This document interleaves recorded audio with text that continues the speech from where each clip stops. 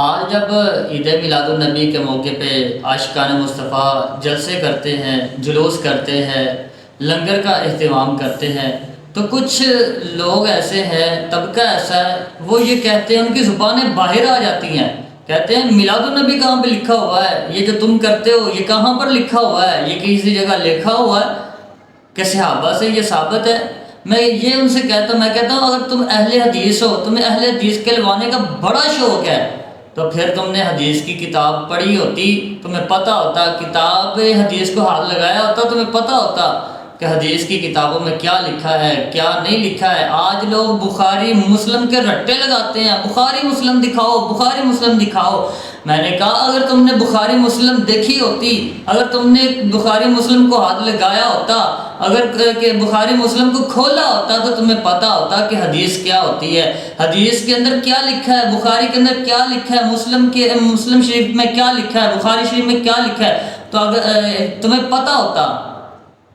آئے میں تمہیں کہ حدیث کی کتابیں دکھاتا ہوں، میلاد النبی کہاں پر لکھا ہوا ہے، میلاد کہاں لکھا ہوا ہے۔ مسلم کی روایت اٹھا کے دیکھیں کہ ایک حلقہ بیٹھا ہوا تھا کہ نبی کریم صلی اللہ علیہ وسلم اپنے حجرہ مبارک سے باہر تشریف لائے تو دیکھا کہ صحاب کا حلقہ بیٹھا ہے۔ دریافت فرمایا صحابہ یہ کیا کر رہے ہو؟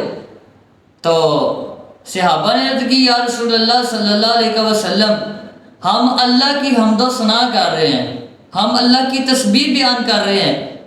تو نبی پاک صلی اللہ علیہ وسلم نے پوچھا کہ کیوں؟ انہوں نے کہ یا رسول اللہ ہم پر آپ کی وجہ سے بڑا احسان جو ہوا ہے، ہمیں ایمان جو مل گیا، ہمیں اسلام جو مل گیا، ہمیں اتنا بڑا احسان جو مل گیا، تو ہم اس وجہ سے۔ تو نبی پاک صلی اللہ علیہ وسلم نے فرمایا صحابہ کیا اس بات پر قسم دیتے ہو؟ تو صحابہ نے عرض کی یا رسول اللہ صلی اللہ علیہ وسلم ہم قسم دیتے ہیں اس بات پہ، ہم قسم دیتے ہیں اس بات کے کہ کسی اور غرض سے نہیں، صرف ہم اسی وجہ سے بیٹھے تھے۔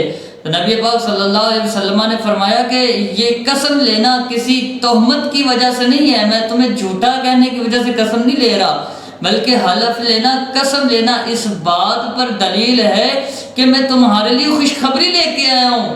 یا رسول اللہ وہ خوشخبری کون سی؟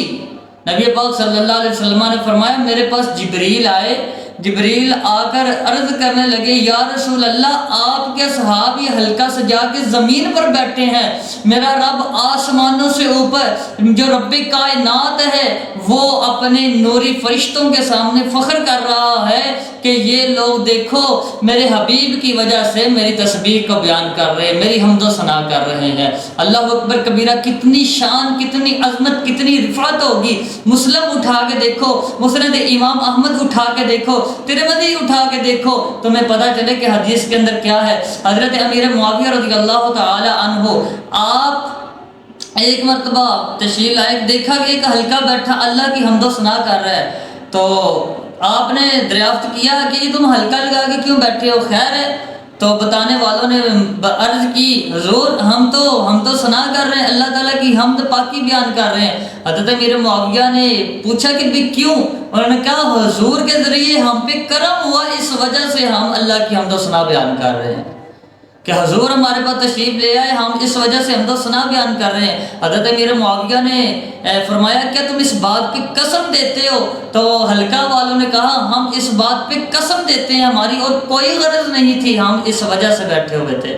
تو پھر حضرت امیر معاویہ رضی اللہ تعالیٰ عنہ نے فرمایا کہ یوں ہی جس طرح تم حلقہ لگا کے بیٹھے، جس طرح تم سجا کے اپنا حلقہ بیٹھے ہوئے ہو، اسی طرح اصحاب رسول بھی ایک وقت میں یوں بیٹھے ہوئے تھے کہ اللہ کے نبی صلی اللہ علیہ وسلم نے فرمایا کہ صحابہ یہ تم کیا کر رہے؟ تو صحابہ نے عرض کی یا رسول اللہ ہم اللہ کی حمد و ثنا کر رہے ہیں کہ آپ کے ذریعے سے ہم پہ کرم ہوا، ہمیں ایمان کی دولت مل گئی، ہمیں اسلام کی روشنی مل گئی، یا رسول اللہ ہم اللہ کی پاکی بیان کر رہے ہیں۔ تو اللہ کے نبی صلی اللہ علیہ وسلم نے فرمایا صحابہ یہ جو تم حلقہ لگا کے بیٹھے، یہ جو اللہ کی حمد و ثنا کر رہے ہو، اللہ تعالیٰ تمہارے اس عمل پر اتنا خوش ہو رہا ہے، اتنا خوش ہو رہا ہے کہ فرشتوں کے سامنے تم پر فخر کر رہا ہے۔